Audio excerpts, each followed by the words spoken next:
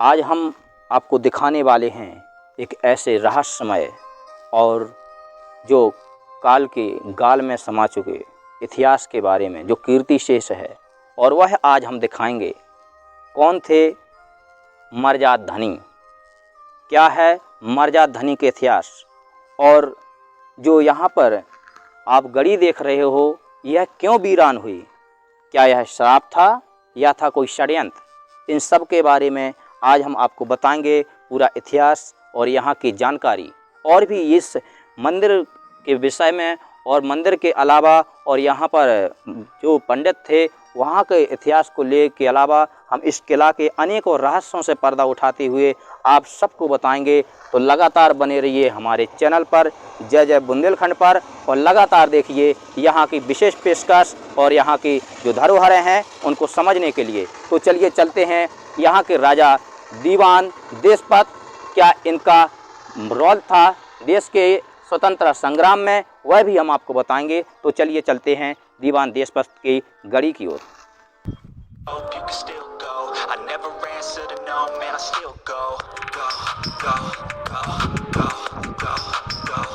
हम आ चुके हैं दीवान देशपत के उस किले में जो कीर्तिशेष होने के साथ साथ इतिहास में बहुत कम पढ़ाया जा रहा है या ना के बराबर पढ़ाया ही नहीं जा रहा है, लेकिन वहीं के बारे में हम आपको बता दें। आप देख रहे हो इस किले का निर्माण 17वीं शताब्दी के प्रथम दशक में, जिस समय कुलपहाड़ के ही सेनापति किले का निर्माण हुआ था, उसी काल अवधि में इस किले का भी निर्माण हुआ था। और बुंदेलखंड केसरी महाराज छत्रसाल के आज्ञानुसार इस किले का निर्माण करने के बाद उनके ही पुत्र जगतराज के सबसे बड़े पुत्र थे सेनापति, तो सबसे छोटे पुत्र थे केहरी सिंह। केहरी सिंह के नेतृत्व में यह किला रहा है। पहली बार उन्होंने इस किले को आकर के विभूषित किया, सम्मानित किया, और केहरी सिंह के बाद ही यह जब स्थापित हुआ तो उस समय यह आधिपत्य क्षेत्र में था दीवान देशपत के। दीवान देशपत के क्षेत्र में जो आधिपत्य किला था, आज हम उसके विषय में जानेंगे और बताएंगे यहाँ की विशेष और रहस्यमयी घटनाओं के लिए। तो चलिए अब चलना पड़ेगा हमें आपको किले के अंदर। तो चलिए चल करके देखते हैं किले की क्या है स्थिति।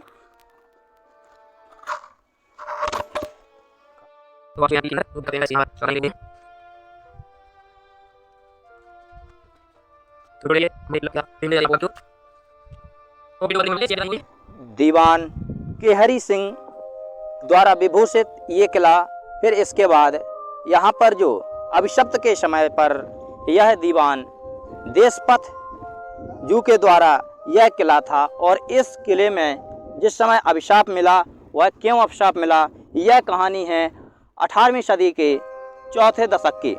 मित्रों, एक प्रकांड विद्वान पंडित थे जो मर्यात्रा पंडित के नाम से जाने जाते थे, और वह इसी क्षेत्र में भिक्षाटन करके अपना गुजारा कर रहे थे। गुजारा करते हुए वह एक दिन दीवान देशपत के किले से होकर के, सिंह द्वार से होकर के गुजर रहे थे। तो वहाँ पर दीवान देशपत ने उनसे अनुरोध निवेदित किया कि महाराज आप आकर के हमारे राज मंदिर में रुकें और रुक करके वहाँ हमें भी सेवा की मौका दें एवं वहाँ राज मंदिर की आप पूजा करें, पुजारी बन जाएं। उस समय मर्यात्रा पंडित जी के साथ में थी उनकी एक छोटी सी बच्ची जो अनाथ थे, जिसका नाम सुजाता था। सुजाता और पंडित जी दीवान देशपत की बात को सुनकर के, उनके अनुरोध को मान करके रुक गए, और रुकने के बाद उनको रहने खाने की व्यवस्था राजप्रसाद से होने लगी, और मंदिर के सारे पूजा प्रसाद की व्यवस्था भी राजप्रसाद से ही चालू हो गई। और फिर इसके बाद वह समय होते होते चला गया, और वह बच्ची सुजाता 10 साल बाद काफ़ी बड़ी हो गई, युवा हो गई, और युवा होने के बाद वह युग की शुरुआत हो गई, जो इसके लिए किला के लिए अभिशप्त किला का रूप लेने लगी। साथियों, इस समय आप ये इसी पहाड़ के ऊपर, किला के ऊपर ये जो कुआं है, जो बहर है आप देख रहे हो, यह अब सूख चुकी है क्योंकि यह काफ़ी पुरा हो चुका है, और पुरा होने के बाद मुश्किल से यह 2 से 2.5 फुट ही होगी, यह पुर चुकी है।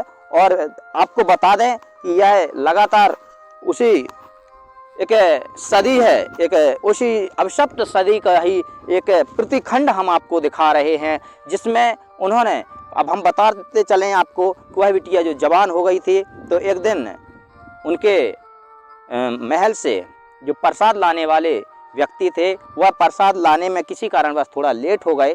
तो पंडित जी मरजात्रा जी ने कहा कि आप एक काम कीजिए बेटी सुजाता, जाकर के राजा साहब के महल से राजप्रसाद से पूजा के लिए प्रसाद लाइए। बेटी आज्ञाकारी बेटी चल दी। अब किले के ऊपर जाने के बाद वह जैसे ही वहाँ पहुँचे तो उस समय वहाँ के जो दीवान देशपत जी थे वह नशीले द्रव्य का सेवन किया जा चुका था उनके द्वारा और नशे में मदमस्त थे।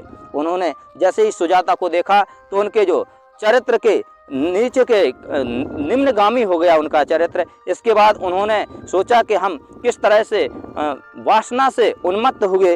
राजा देशपत ने बुरी नज़र से उस सुजाता की ओर देखा।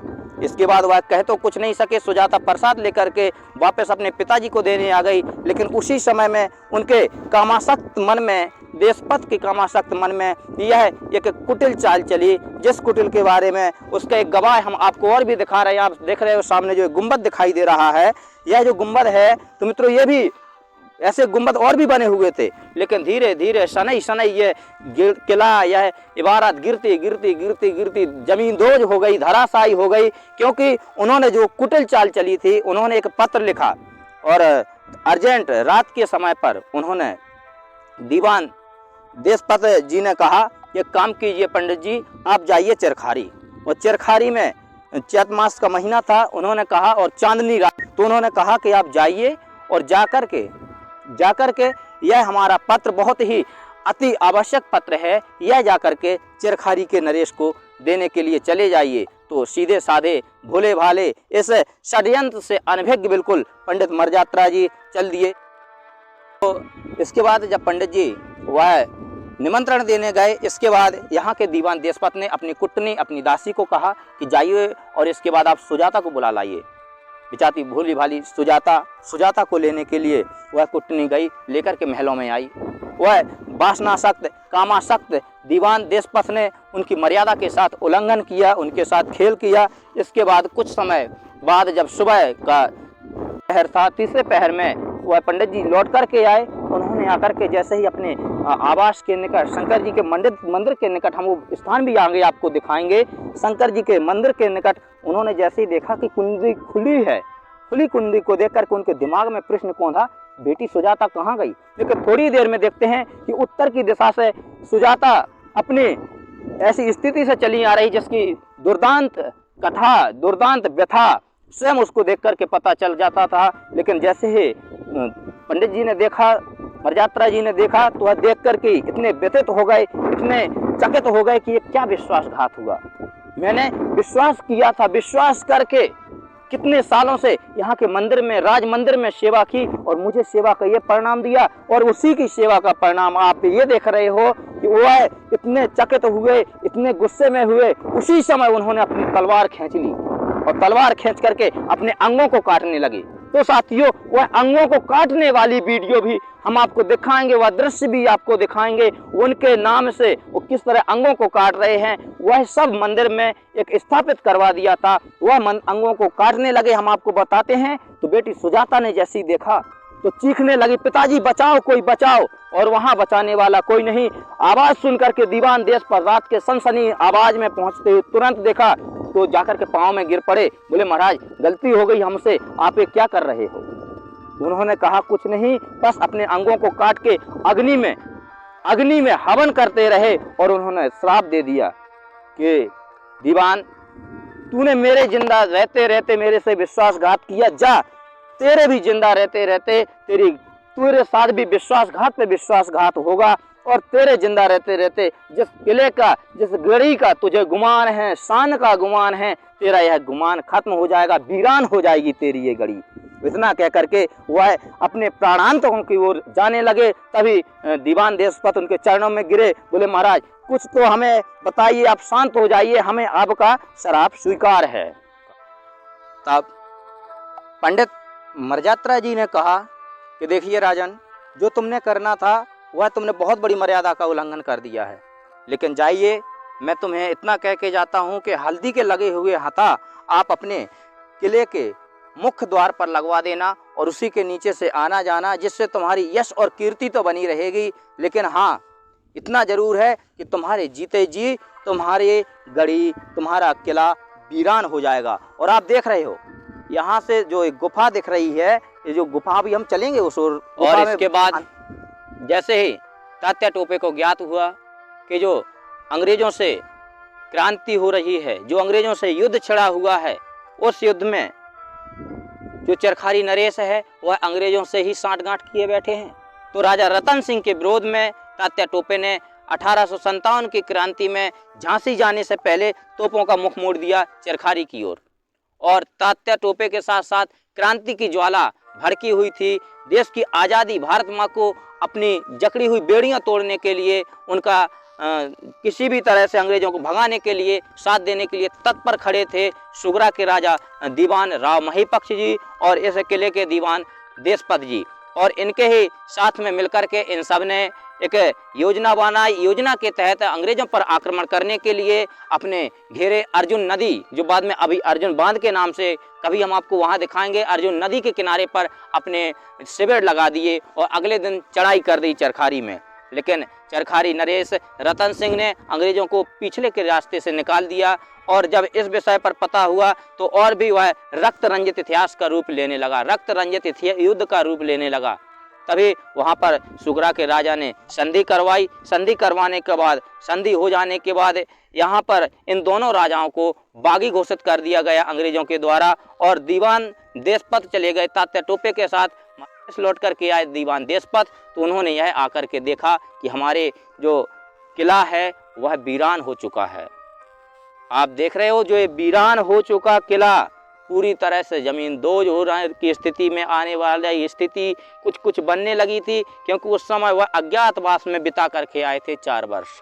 और उन्हीं 4 वर्षों में उनके ही विश्वास पात्र सामंत ने वहाँ तक के किवाड़ तक निकाल लिए, दरवाजे निकाल लिए और यहाँ के साज सज्जा के सामान तक हैं। नीचे पहले यहाँ कुलपहाड़ के निवासी कसरत किया करते थे, जिम किया करते थे, उठा बैठक किया करते थे। थोड़ा उठा बैठक हम भी करेंगे आपके साथ चल करके। और यहाँ पर तालाब थे, अब आजकल जैसे जिम खुल गई है, पहले अखाड़े हुआ करते थे और बुंदेलखंड तो अखाड़ों के लिए प्रसिद्ध है। तो हम चलते हैं उसी गुफा में और वहाँ पर घंटों मेहनत करते थे। उसी घंटों मेहनत के अखाड़े में नीचे गुफा में हम आपको दिखाएंगे वहाँ के पूरे पानी की व्यवस्था, पानी के स्रोत और पानी जो चौपड़ा मंदिर के नाम से जाना जाता है उसके बारे में। तो चलिए चलते हैं गुफा की ओर। हमारे कैंप हम लोग यहाँ पर आ चुके हैं गुफा के अंदर।